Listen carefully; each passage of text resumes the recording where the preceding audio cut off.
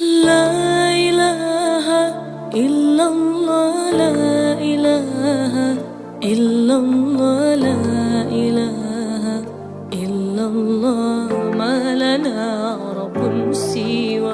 La ilaha illallah, la ilaha illallah, la ilaha illallah. Assalamualaikum warahmatullahi wabarakatuh. Bismillahirrahmanirrahim. Allahumma sholli ala sayyidina Muhammad nabiyil ummiyi wa alihi wa sahbihi wasallim. Amma ba'du. Pecinta wisata religi, ziarah para wali, leluhur yang dirahmati oleh Allah Subhanahu wa taala.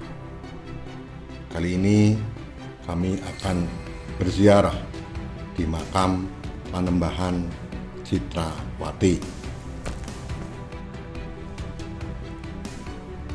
Panembahan Citrawati berada di Desa Petir, Kecamatan Purwanegara, Kabupaten Banjarnegara, Jawa Tengah. Makam ini merupakan makam kuno. Makam ini terletak di dataran tinggi puncak Desa Petir. Untuk mencapai makam dibutuhkan waktu kurang lebih 1 jam dari Pasar Purwonegoro. Jalan masih berupa cor, sehingga disarankan untuk menggunakan mobil selain sedan atau kendaraan roda 2 untuk mencapai makam. Untuk kendaraan besar seperti mikro atau bis tidak bisa, karena akses jalan hanya cukup untuk kendaraan kecil. Akses parkir susah, namun kita bisa meminta izin untuk memarkirkan kendaraan di halaman milik warga. Kemudian jalan kaki kurang lebih 5 menit, lalu kita masuk di pemakaman umum, naik untuk mencapai makam Panembahan Citrawati. Makam Panembahan Citrawati berada di pemakaman umum. Kondisi makam sudah dibangun secara permanen dengan bangunan makam kurang lebih 2 kali 2,5 meter.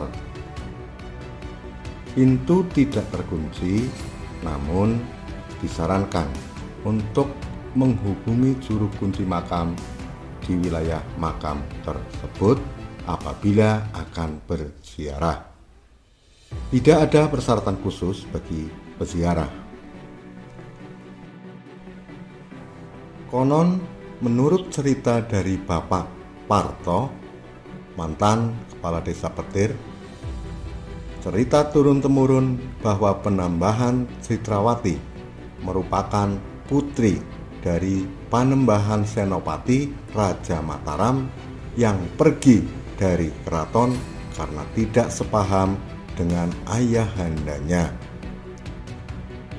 Eyang Citrawati bersama saudara laki-lakinya yang bernama Citra Kusuma mengembara dari Kota Gede menuju daerah Kutayasa Bawang, ke Kutawuluh, ke Karanganyar, menuju Pucung Beduk, Kaliajir, Kali Tengah, dan menetap di Desa Petir. Eyang Citrawati dan Eyang Citra Kusuma merupakan cikal bakal Desa Petir.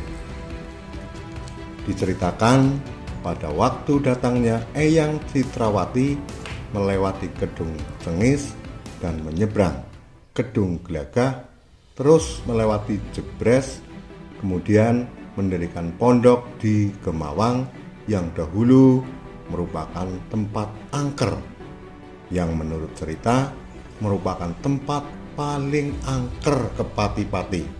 Jalmo moro mati, setan moro melayu.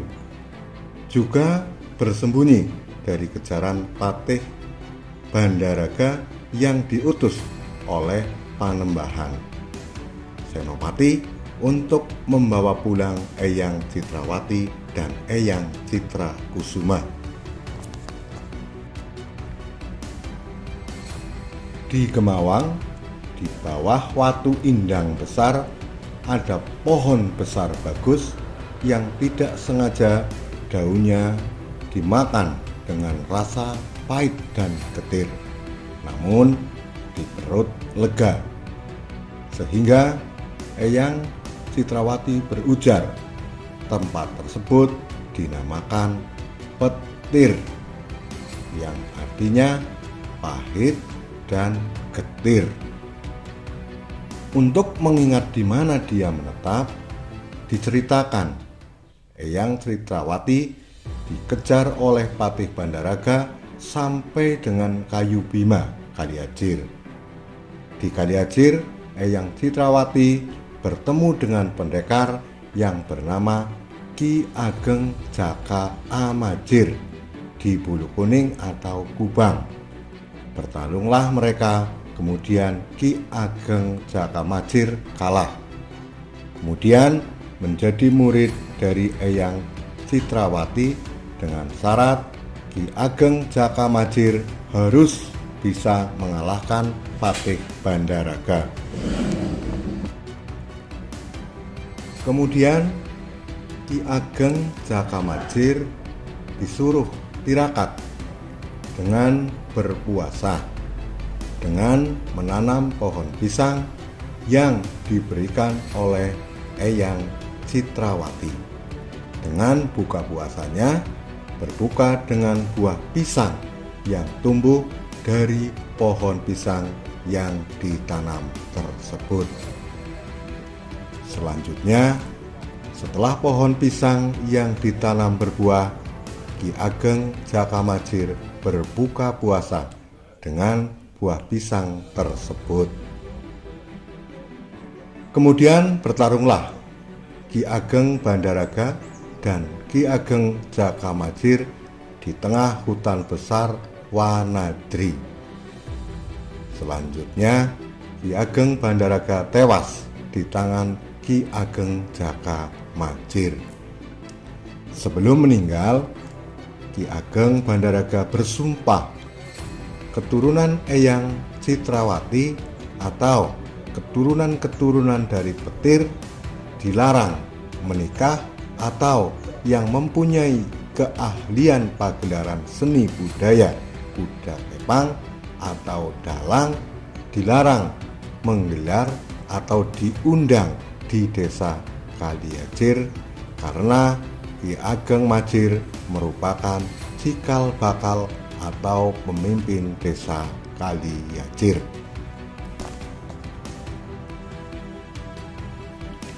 Mitos ini masih dipercaya sampai hari ini karena terbukti apabila ada pasangan yang berasal dari desa Petir dengan orang desa Kaliajir, pasti kehidupannya tidak baik dan berakhir dengan perceraian.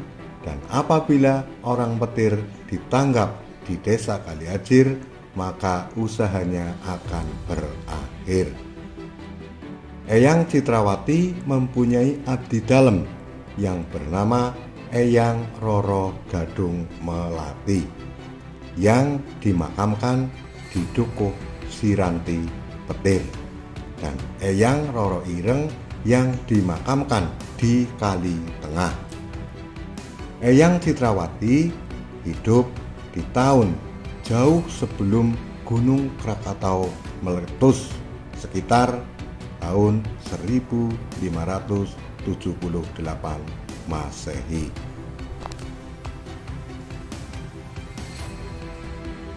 Ada sebuah cerita manakala digelar kesenian kuda kepang dan pagelaran wayang kulit, wajib dinyanyikan oleh sinden lagu berjudul Eling-eling, Gunung Sari, Sekar Gadung, dan Telutuh.